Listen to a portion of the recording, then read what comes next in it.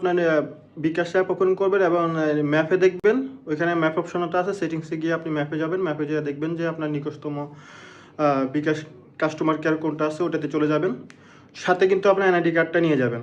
NID কার্ডটা নিয়ে যাওয়ার পরে আপনি জাস্ট বলবেন যে আমি আমার বিকাশ নাম্বারটা চেঞ্জ করতে চাই, এবং আপনার বিকাশ নাম্বারে কিন্তু কোনো প্রকার লেনদেন বা কোনো প্রকার টাকা পয়সা কিন্তু রাখবেন না। কোনো অ্যাকাউন্ট, কোনো সেভিংস অ্যাকাউন্ট কিন্তু রাখবেন না, ওটা বাদ দিয়ে দিবেন এবং আপনার ওই অ্যাকাউন্টে 0 টাকা রাখবেন। নিয়ে গেলেন, তারপরে যাওয়ার পরে আপনার ওইখান থেকে আপনাকে আপনার এনআইডি কার্ড চাইবে, আপনি দিয়ে দেখাবেন। দেখানোর পরে আপনাকে আপনার নাম্বার, নতুন নাম্বার বলবেন, নতুন নাম্বারটা আপনি এন্ট্রি করবেন। এন্ট্রি করার পাশে পরবর্তীতে আপনাকে ওইখানে আবার অ্যাকাউন্ট খুলতে হবে। অ্যাকাউন্ট খুললেন, খোলার পরে ওইখানে আপনি ক্যাশিং করবেন 50 টাকা। ব্যাস, এভাবে আপনার বিকাশ নাম্বার চেঞ্জ হয়ে গেল। Subscribe. আজকে যে বিষয়টা শেয়ার করবো সেটা হচ্ছে বিকাশ নাম্বার চেঞ্জ। আপনি প্রথমে আপনার বিকাশ অ্যাপ ওপেন করবেন এবং ম্যাপে দেখবেন, ওইখানে ম্যাপ অপশনটা আছে, সেটিংসে গিয়ে আপনি ম্যাপে যাবেন, ম্যাপে যেয়ে দেখবেন যে আপনার নিকটতম বিকাশ কাস্টমার কেয়ার কোনটা আছে ওটাতে চলে যাবেন।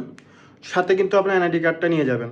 এনআইডি কার্ডটা নিয়ে যাওয়ার পরে আপনি জাস্ট বলবেন যে আমি আমার বিকাশ নাম্বারটা চেঞ্জ করতে চাই, এবং আপনার বিকাশ নাম্বারে কিন্তু কোনো প্রকার লেনদেন বা কোনো প্রকার টাকা পয়সা কিন্তু রাখবেন না।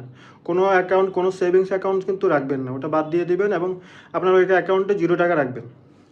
নিয়ে গেলেন, তারপরে যাওয়ার পরে আপনার ওইখান থেকে আপনাকে আপনার এনআইডি কার্ড চাইবে, আপনি দিয়ে দেখাবেন। দেখানোর পরে আপনাকে আপনার নাম্বার, নতুন নাম্বার বলবেন, নতুন নাম্বারটা আপনি এন্ট্রি করবেন।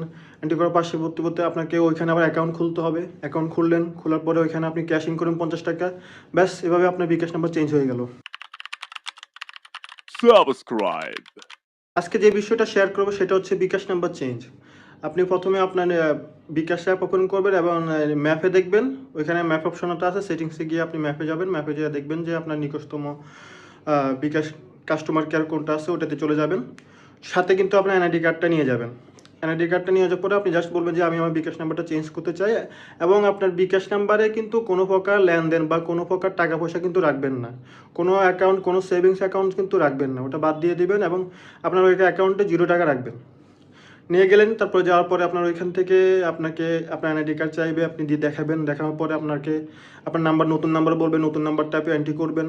এন্ট্রি করার পাশে পরবর্তীতে আপনাকে ওইখানে আবার অ্যাকাউন্ট খুলতে হবে। অ্যাকাউন্ট খুললেন, খোলার পরে ওইখানে আপনি ক্যাশিং করবেন 50 টাকা। ব্যাস, এভাবে আপনার বিকাশ নাম্বার চেঞ্জ হয়ে গেল। Subscribe. আজকে যে বিষয়টা শেয়ার করবো সেটা হচ্ছে বিকাশ নাম্বার চেঞ্জ। আপনি প্রথমে আপনার বিকাশ অ্যাপ ওপেন করবেন এবং ম্যাপে দেখবেন, ওইখানে ম্যাপ অপশনটা আছে, সেটিংসে গিয়ে আপনি ম্যাপে যাবেন, ম্যাপে যেয়ে দেখবেন যে আপনার নিকটতম বিকাশ কাস্টমার কেয়ার কোনটা আছে ওটাতে চলে যাবেন। সাথে কিন্তু আপনার এনআইডি কার্ডটা নিয়ে যাবেন।